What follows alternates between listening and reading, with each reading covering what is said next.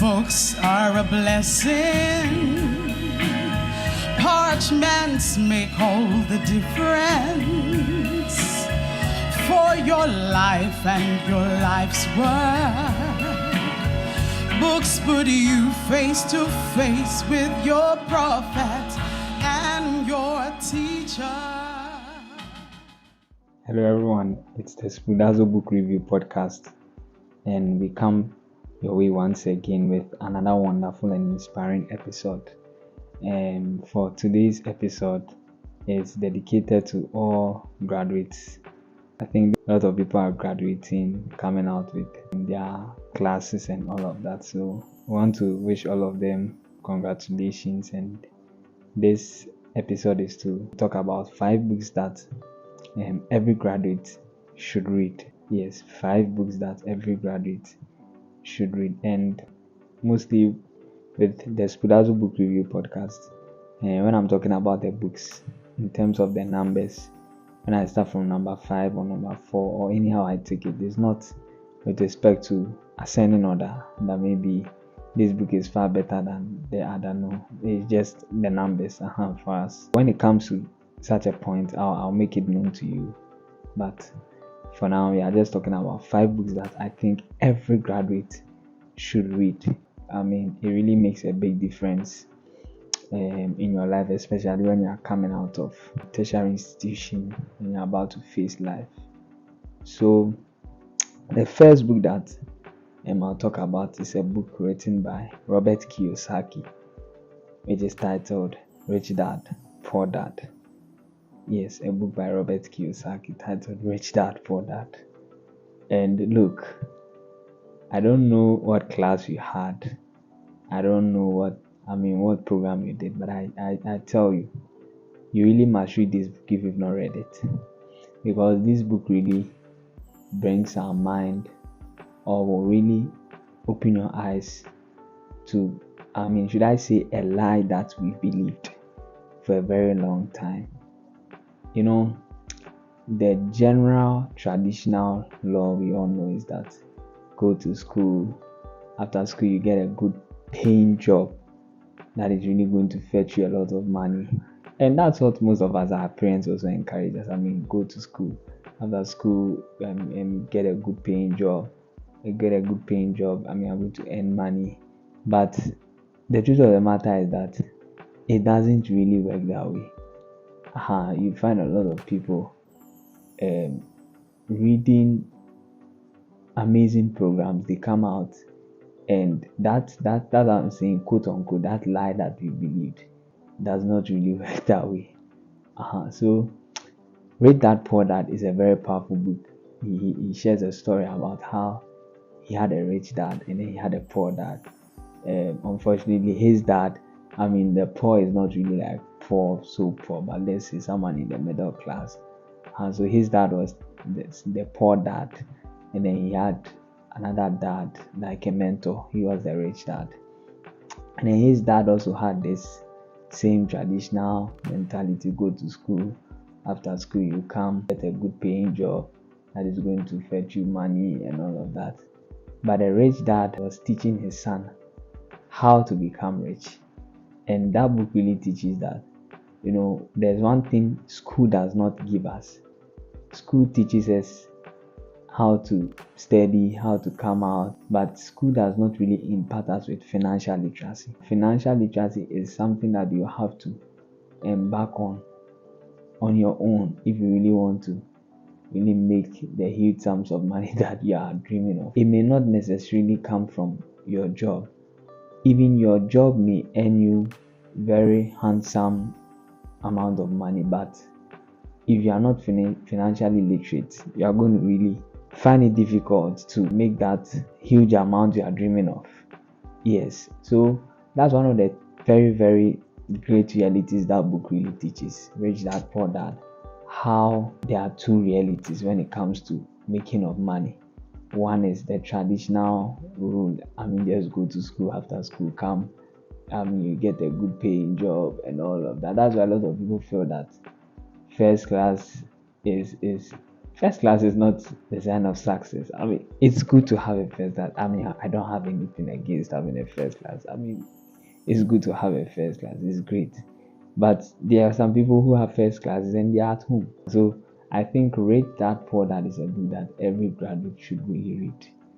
Yes, when you read that book, it has a way of unveiling a certain mask from your eyes. I read it somewhere in my undergrad days, I think somewhere either my first year or second year, and I was amazed. Like I was really amazed. Like Read That Poor Dad, it really taught me a lot. So I think every graduate should really read that book. Now the second book that I think every graduate should read is also a book by Albert Okran, or Reverend Albert Okran, entitled Personal Branding. Personal Branding, yes. So in Personal Branding, Albert Okran really talks about, or he gives a lot of insight into what personal branding is all about. You know, for most of us, when we hear personal branding, all that comes into mind is branding in terms of maybe your dressing, your outfit, like what you do and all of that. But it goes beyond that, and he really places emphasis on. He in fact, he uses a story. He uses a story from the scriptures to really talk about personal branding. A story of where Saul was plagued by, the demonic influences, and then he needed someone to come and play the harp for him. And you realize that someone came in and giving a criterion about someone that he feels can really play or can really stand in the shoes of the person that Saul needed. And the person gave a list, and from the list of all the qualities he was mentioning, he said this person is handsome, is hardworking, he plays excellently, and all of that. And out of that, the person was referring to David, but he gave a lot of qualities that, and it was from that story he really used to teach what personal branding is really about. And one of the things that he really stresses on is the fact that whatever you are doing, you are building a brand for yourself. Branding is not only when maybe like you have a YouTube page and you come on and like you are trying to make the page very attractive and very nice so others. No. Everything you are doing, it's branding. Your WhatsApp status is all the messages you are putting there. In fact, someone said personal branding is what people say about you, or when people talk about you when you are not around, what they see. That is your brand. So, as now you are coming out from school, you are going to a place to go and work. You are going to build a brand over there. Your way you are dressed and everything you are doing, it's a brand you are building. All your 4 years on campus, or if you did medicine or any other program more than 4 years, your life on campus, there's a brand you built.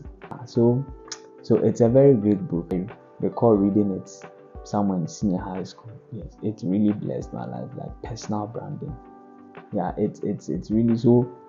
Personal branding goes beyond just attire, or it goes beyond the physique in terms of this person's brand is this, or this person's attire, he always likes this kind of attire. No, it goes beyond that. That is why when people need a certain level of diligence when it comes to maybe a certain particular way, like let me give an example. Maybe some of you, maybe you need someone to sew a dress for you. Maybe you will not go and give it to this particular tailor or seamstress, because you know that this particular tailor or seamstress, whatever he does, he never keeps his word of making it on time.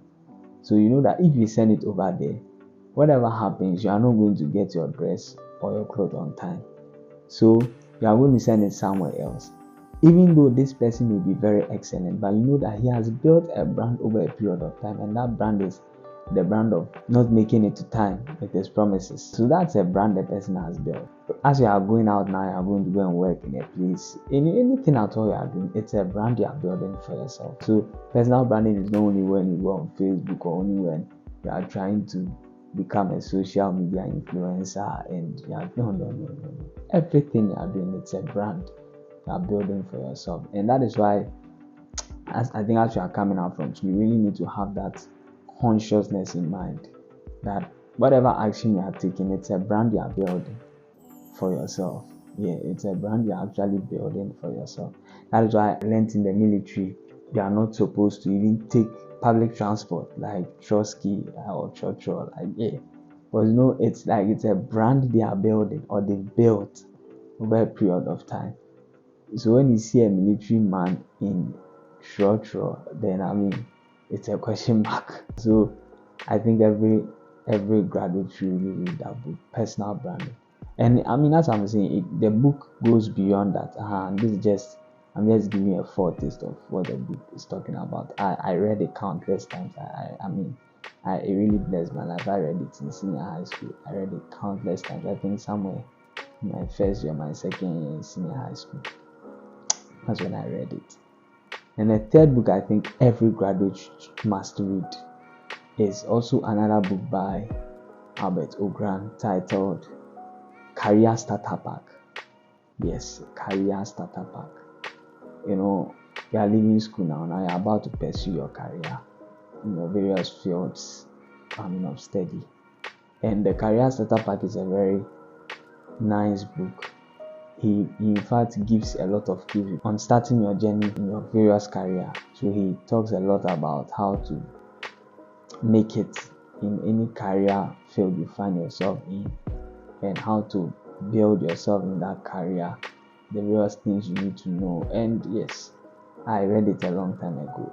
I read it somewhere in my senior high school. But I think it's one of the great books that every graduate should read. And I remember, or I recall in that book somewhere, the final pages of that book, there's a nice poem there. I think it has to do with time. If you're a graduate, I really encourage you. You need to get that book and read Career Starter Pack. It's Career Starter Pack. Career Starter Pack by Albert Okran. I think you can check it out on Google or on his website. I'm sure he has a website. You can check it out over there. Yes. So, book number 4. The fourth book I think every graduate should read is The Richest Man in Babylon. Yeah, The Richest Man in Babylon. I think it is somehow or somewhat related to the first book I spoke about, which is the Rich Dad Poor Dad. And The Richest Man in Babylon is also another very nice book on financial literacy. I don't want to use financial literacy sounds too schoolish, quote unquote, or school-like.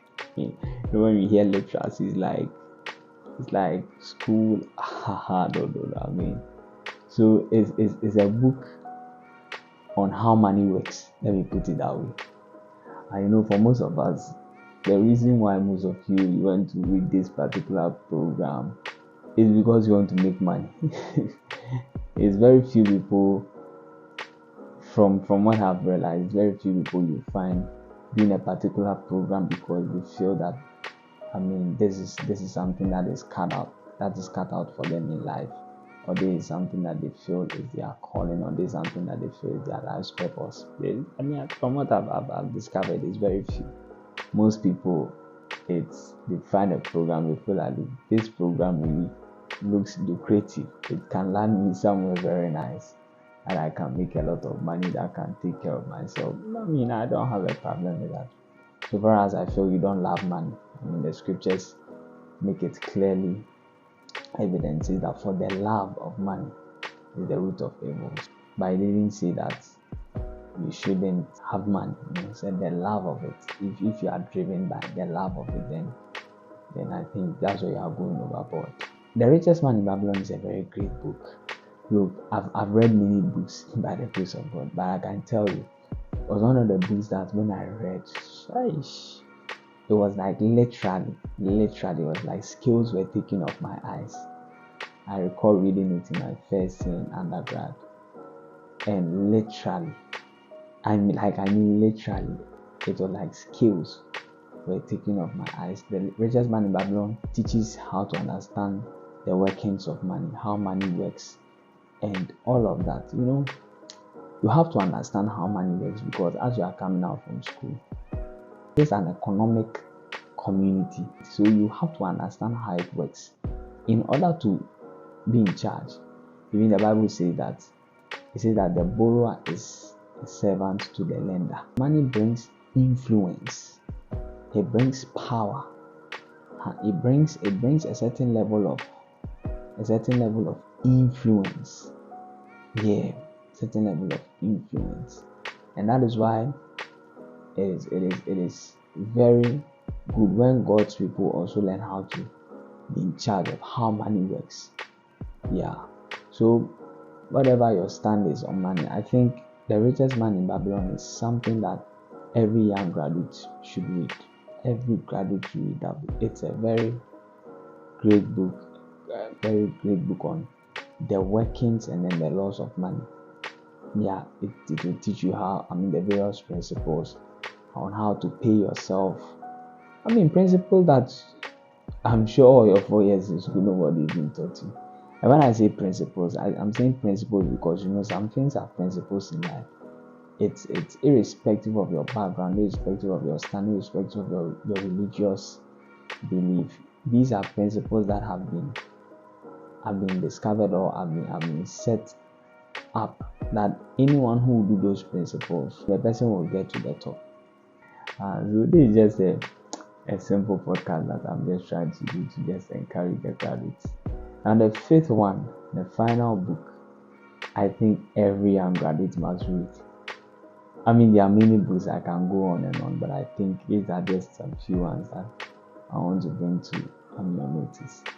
The final one I think every graduate must read is Why A students work for C students and Why B students work for the government. It's a book also by Robert Kiyosaki. I'm not going to talk much about it. I think the title says it all. I want you to think through it, if it's true or it's not true. Yeah, why A students work for C students and why B students work for the government. This one here, as someone who say one semper. So I'm going to end today's podcast over here. It's just a short podcast for those who are graduates. So think through it. I think you can get the book Why A students work for C students and Why B students work for the government. Is it true or is it not true? If not, why? Let me hear from your comments. Don't forget to subscribe, share, and then like this podcast. Thank you very much for listening to the end. See you next time. Bye.